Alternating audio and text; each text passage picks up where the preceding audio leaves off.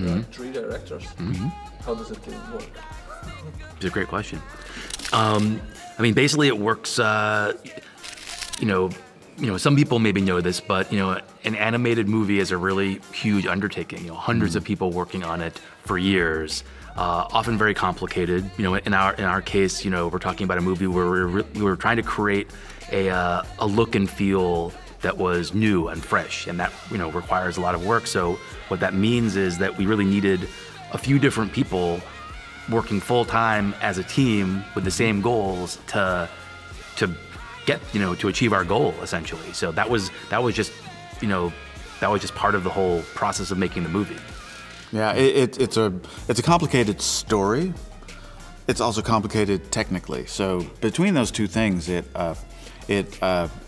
really called for multiple people working on different phases of the production all at the same time. Yeah, it's hard to imagine this movie being done with fewer than 3 directors, that's for sure. Yeah. What was the origins of this visual style, or maybe some references or inspiration behind the unique look of the film? Yeah, the origins of the visual style are really the origins of the story itself, which were comic books.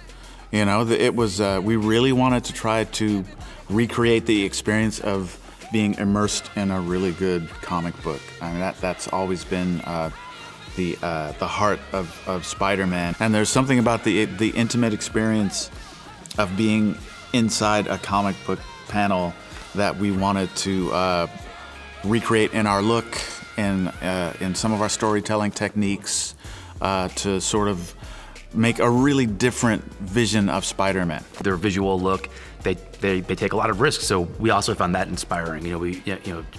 We wanted to take our cues from that, and we wanted to take risks with our movie. There are a lot of characters, and they all different. How free were you to interpret those iconic characters and maybe do your own version of them? Yeah. I mean, we didn't really have any boundaries. We weren't given boundaries, and that said, we wanted to honor each character and really think about what makes them unique or special. A lot of times we'd get in trouble or we'd feel kind of lost with one aspect or another.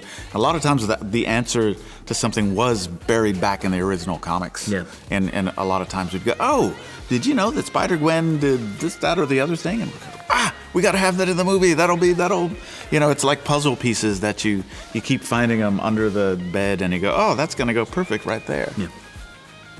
Cool. Thank you very much. Hey, thank you. Thank you, man. And thank you. How many more spider people are there? Hey, fellas. Hello. This could literally not get any weirder. It can get weirder.